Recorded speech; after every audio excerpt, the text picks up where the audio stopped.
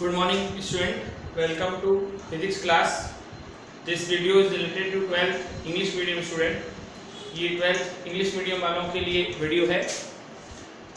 As you know, we are discussing about the photoelectric effect and matter wave. The last topic of this chapter is Davison-Germer experiment. हमने इस chapter में जो topics पढ़े हैं कौन कौन से आपके फोटो इलेक्ट्रिक इफेक्ट हमने इसमें क्लियरली पढ़ लिया, और जो लास्ट टॉपिक इस चैप्टर का है जिसका नाम क्या है डेविसन-जर्मर एक्सपेरिमेंट, हम उसकी स्टडी करेंगे अब. ठीक है, तो आइए देखते हैं.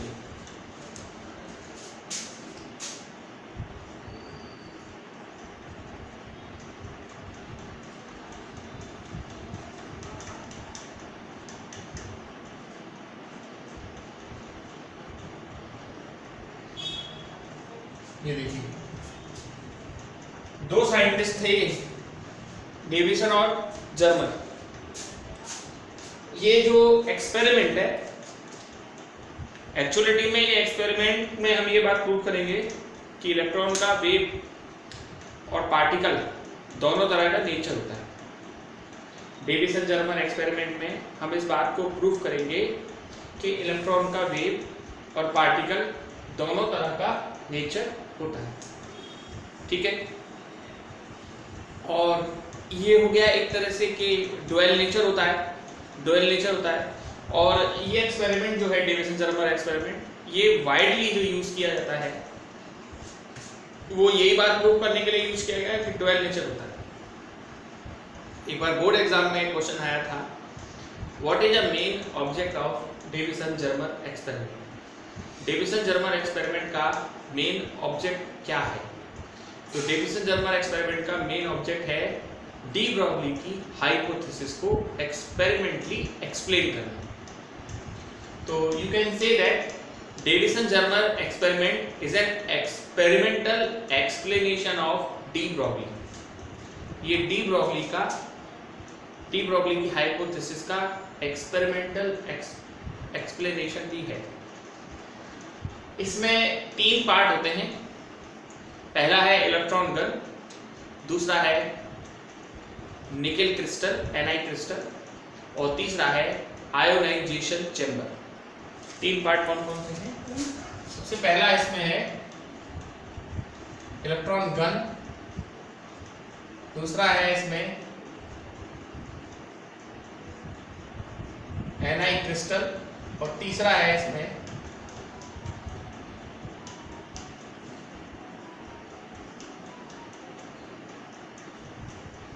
Ionisation chamber. तीन हिस्से हैं इसमें, इलेक्ट्रॉन गन है, Ni क्रिस्टल है, और आयोनाइजेशन चेंबर है. तो आइए इसको डिस्कस करते हैं. इसमें एक फिलामेंट होता है जिसको हम F कहते हैं. ये फिलामेंट एक्चुअलिटी में टंगस्टन का होता है ना, और थोड़ा ऊपर बनाते हैं इसको, अच्छा बनेगा.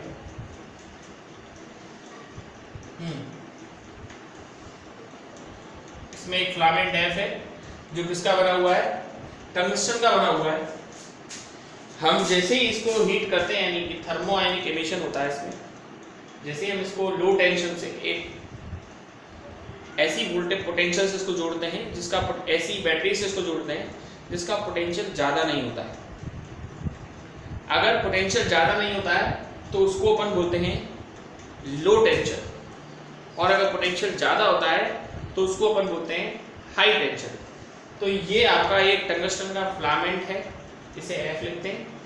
इसे लो टेंशन से कनेक्ट करते हैं, और जब इसको हम हीट करते हैं यानी कि लो टेंशन जोड़ते हैं तो टेम्परेचर की वजह से इससे इलेक्ट्रॉन एमिट होते हैं. टेम्परेचर जैसे इसको मिलता है इससे इलेक्ट्रॉन निकलते हैं. अब हम ये जो इलेक्ट्रॉन निकलते हैं इसको हम दो डायाफ्राम में से होकर पास आउट करते हैं. एक्चुअली में एक सिलेंड्रिकल एनोड होता है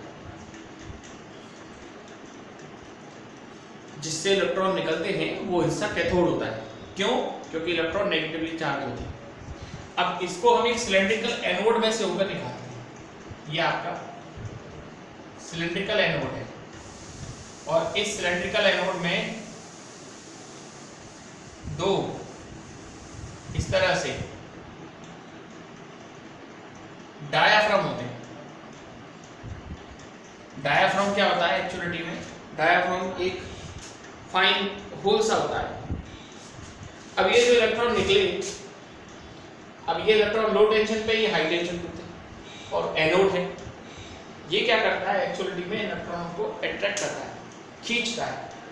और जब ये इलेक्ट्रॉनों को खींचता है तो इसमें जो दो डायाफ्राम्स लगे हुए हैं जिनमें एक फाइन होल सा होता है, उसमें से होकर ये इलेक्ट्रॉन गुजर जाते हैं। और जब उसमें से होकर इलेक्ट्रॉन निकल जाते हैं, ठीक है, तो उसमें से इलेक्ट्रॉन निकलने के बाद एक बीम बनती है। बीम यानी कि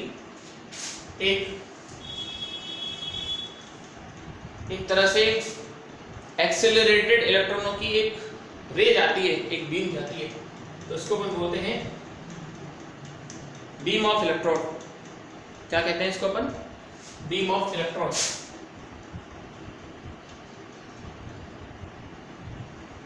बीम ऑफ इलेक्ट्रॉन। और this beam is allowed to fall on a Ni crystal.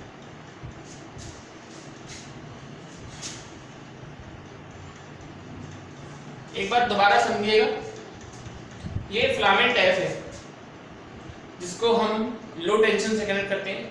Low tension से कनेक्ट करने के बाद ये हीट होता है और हीट होने के बाद इससे इलेक्ट्रॉन निकलते हैं। इन इलेक्ट्रॉनों को हम एक सिलिंड्रिकल एनोड में से पास आउट करते हैं जिसमें दो डायाफ्राम्स लगे होते हैं। डायाफ्राम क्या होता है एक्चुअलिटी में? फाइन होल होते हैं जिनसे गुजरने के बाद ये जो इलेक्ट्रॉन है वो एक तरह से बीम बन जाती है, यानी कि रे बन जाती है, बीम ऑफ इलेक्ट्रॉन जिसको अपन बोलते हैं। इस पूरे सेटअप को हम लोग क्या बोलते हैं? Electron gun.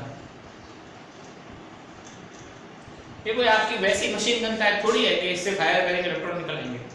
Electron gun actuality में लो टेंशन और हाई टेंशन का एक सेटअप है। उस तरह से इलेक्ट्रॉन गन का मतलब क्या है? गन का मतलब है एक्सेलरेटेड, वो भी कौन? इलेक्ट्रॉन। तो ये तो हमने एक ऐसी व्यवस्था बनाई है जिससे इलेक्ट्रॉन तेजी से एक्सेलरेट होकर निकले। उस हिस्से को अपन क्या बोलते हैं? Electron gun. एक बार आप इसको देख लीजिए।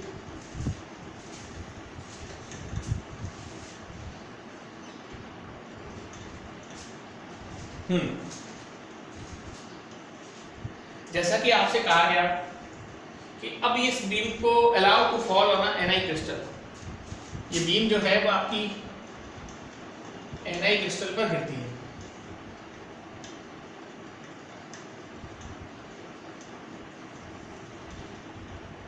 अब Ni क्रिस्टल ही क्यों?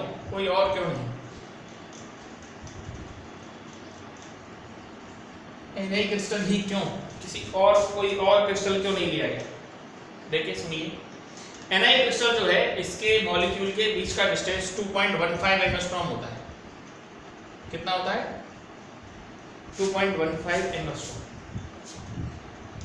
निकेल के दो क्रिस्टल के दो मॉलिक्यूल के बीच का डिस्टेंस 2.15 एंगस्ट्रॉम होता है Ni क्रिस्टल में, और ये लगभग इलेक्ट्रॉन की वेवलेंथ के बराबर है।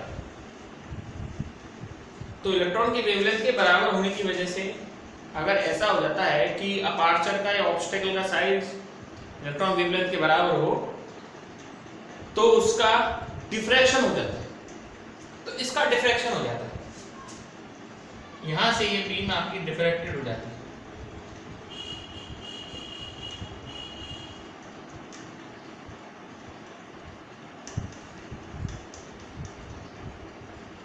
Diffracted beam of electron.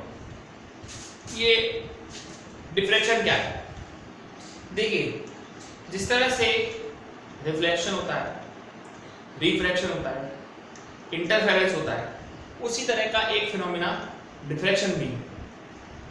Diffraction क्या होता है? डिफ्रैक्शन एक्चुअलिटी में the phenomena of bending of light from an aperture और ऑब्स्टेकल। लाइट का किसी भी अपर्चर और ऑब्स्टेकल से जो मुड़ती है लाइट, यानी जो बेंड होती है, उस फिनोमिना का नाम है डिफ्रैक्शन। अब Ni क्रिस्टल पर गिरने के बाद Ni क्रिस्टल ने तो उसको डिफ्रेक्ट कर दिया। अब इस डिफ्रेक्टेड इलेक्ट्रॉन बीम को कलेक्ट करने के लिए हमारे पास तीसरी चीज है आयोनाइजेशन चैम्बर। उसको हम पहले समझाते हैं। ये बात आपके दिमाग में अच्छी तरीके से आ गई कि Ni क्रिस्टल ही क्यों, क्योंकि Ni क्रिस्टल के मॉलिक्यूल के बीच का डिस्टेंस 2.15 एंगस्ट्रॉम होता है और ये 2.15 एंगस्ट्रॉम लगभग इलेक्ट्रॉन की वेवलेंथ के बराबर है। इलेक्ट्रॉन की वेवलेंथ भी इतनी होती है। जब ये दोनों बराबर हो जाते हैं तो उसका क्या हो जाता है, डिफ्रैक्शन हो जाता है। और इसको कलेक्ट करने के लिए हमारे यहाँ पर एक बना होता है क्या, ionization chamber.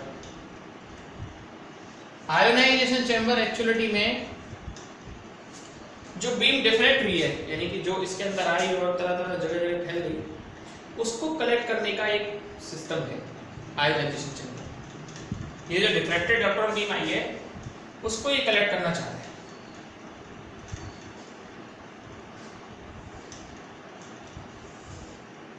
Diffracted electron beam को कलेक्ट किया जाता है आयोनाइजेशन चेंबर में, ठीक है।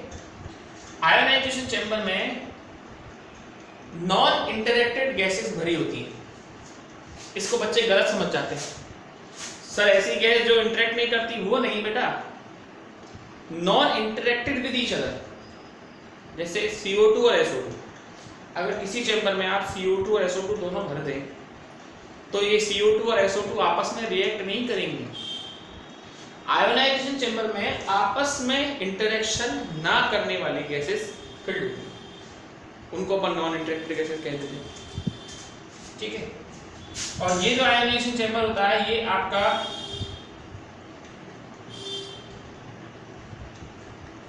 रोटेटेबल डिटेक्टर पर लगा होता है, रोटेटेबल स्केल पर, सॉरी,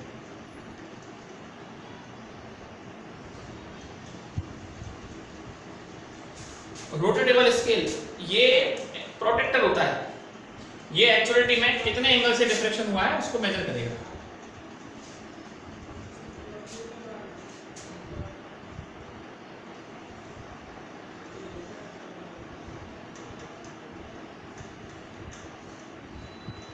अब कितनी करंट इसमें फ्लो हो रही है उसको कलेक्ट करने के लिए यहाँ पर इलेक्ट्रोमीटर लगा होता है। ये इस बात को ही कलेक्ट करता है कि इस आयोनाइजेशन चेंबर में कितना आयोनाइजेशन हुआ है और उसको कलेक्ट करता है।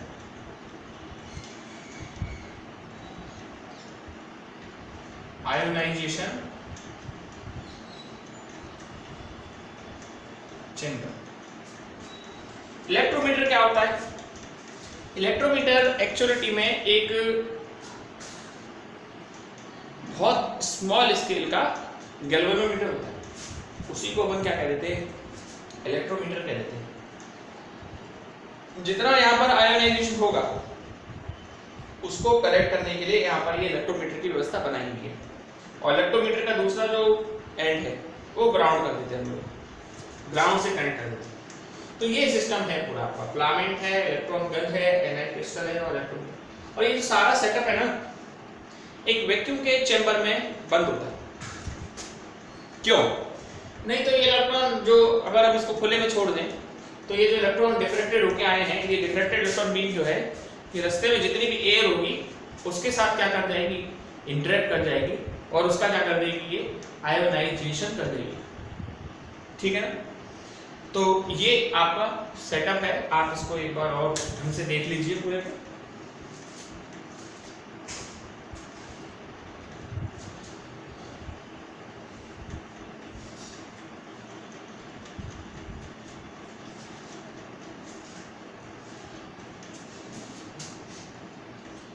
आई थिंक अब इसकी वर्किंग डिस्कस करते हैं। देखिए ये जो एक्सपेरिमेंट है, डेविसन जर्मन एक्सपेरिमेंट, ये परफॉर्म किया जाता है 44 वोल्ट से 64 वोल्ट के बीच। ये 44 वोल्ट और 64 वोल्ट क्या है? 44 वोल्ट और 64 वोल्ट वो पोटेंशियल है जिससे आप ये जो फिलामेंट है इसको क्या कर रहे हैं, एक्सेलरेट कर रहे हैं, जिससे आप इस फिलामेंट को मोशन प्रोवाइड कर रहे हैं, वो है ये। तो ये जो एक्सपेरिमेंट है वो 44 वोल्ट से स्टार्ट होता है, यानी 44 वोल्ट पर आपको इलेक्ट्रोमीटर में कुछ ना कुछ करंट दिखाई देती है। और ये कब तक दिखाई देती रहती है? 64 वोल्ट तक। 64 वोल्ट के बाद इस एक्सपेरिमेंट को परफॉर्म नहीं किया जा सकता। अब कैसे ग्राफ आते हैं, आइए हम उसके बारे में देखते हैं।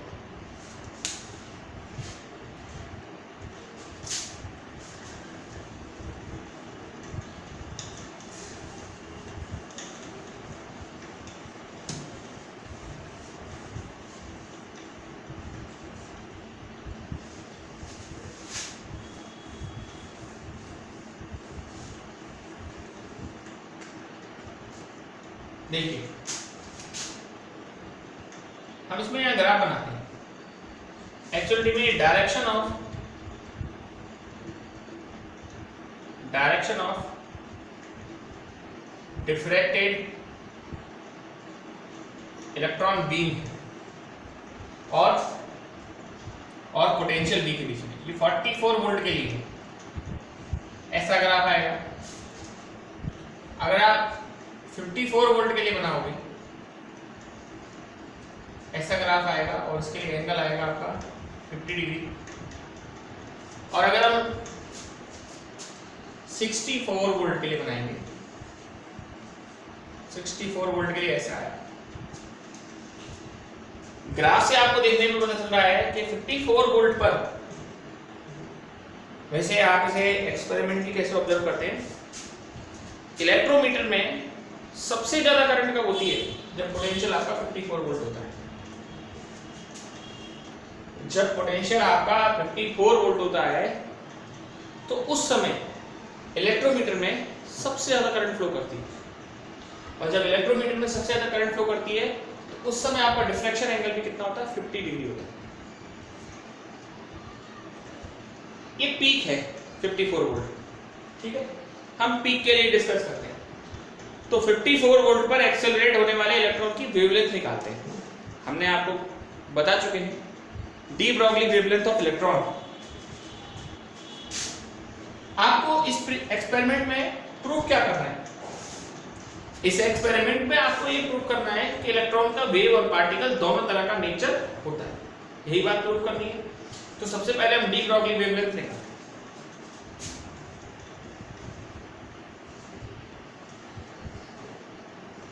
De Broglie wavelength of electron.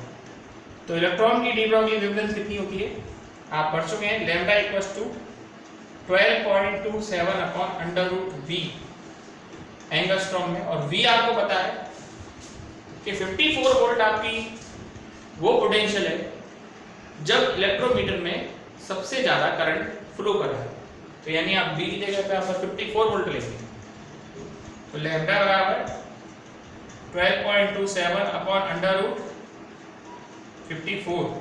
और जब आप इसे सॉल्व करेंगे तो आपका जो आंसर है वो 1.67 एंगस्ट्रॉम है। आप कर लीजिएगा, कोई ऐसी विशेष बात इसमें है नहीं, बड़े आराम से आपको ये आंसर आपका मिल जाएगा। अब रही बात वेव नेचर को समझाने के लिए, तो देखिए इसमें आगे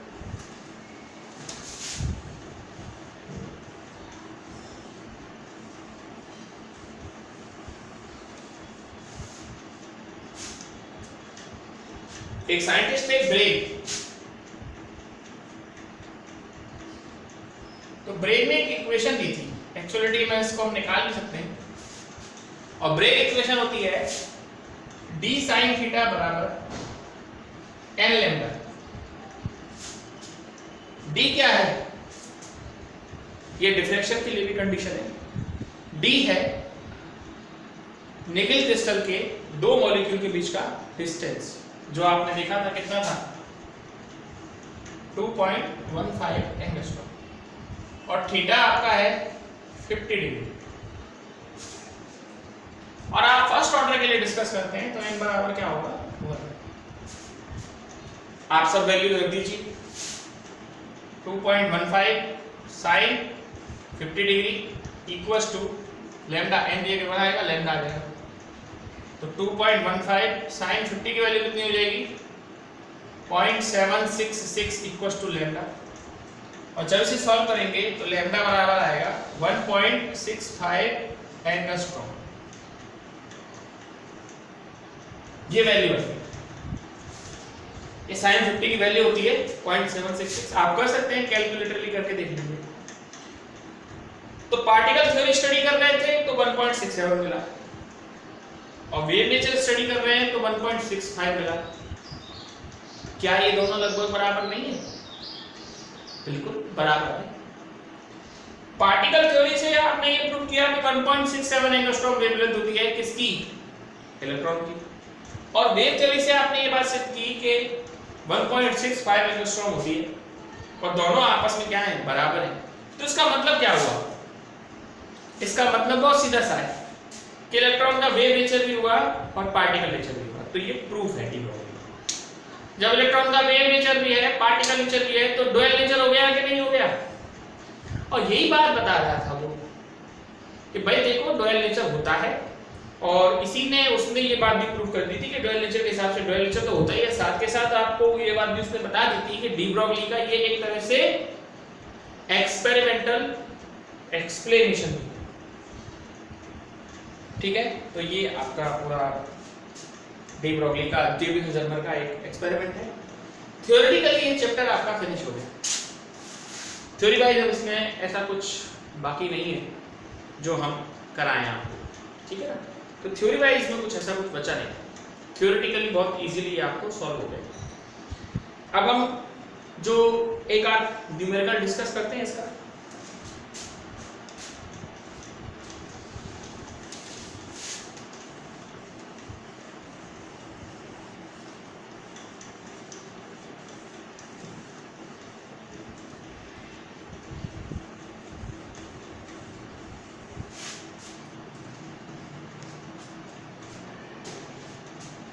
आपको मैं 3 चैप्टर कंप्लीट करा चुका हूँ, 3 नहीं सॉरी, अभी मैं जो लेक्चर चालू हुए कुछ दिनों से 2 करा चुका हूँ, जिसमें एक आपका एटम है और एक ये है फोटो इलेक्ट्रिक इफेक्ट। अब मैं आपको अगला चैप्टर जो बताऊंगा वो कल से स्टार्ट होगा नया चैप्टर, लेकिन अभी के लिए मैं आपको एक न्यूमेरिकल बता रहा हूँ इसी से रिलेटेड।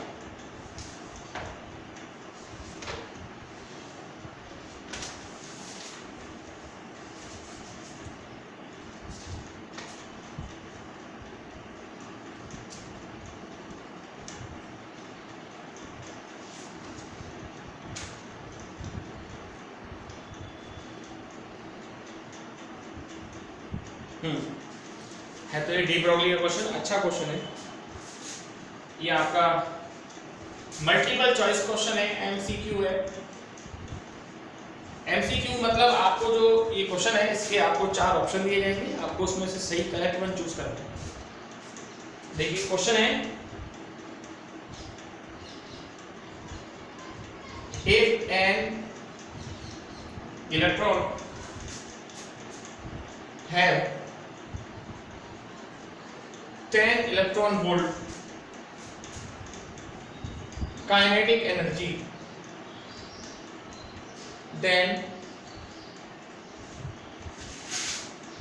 find out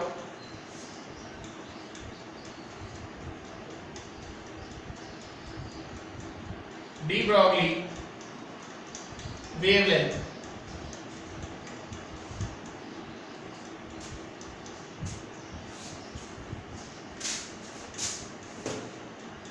आदि एनर्जी दी है उसने आपको। आप कहेंगे सर लैम्डा बराबर तो ये होता है h/√2me।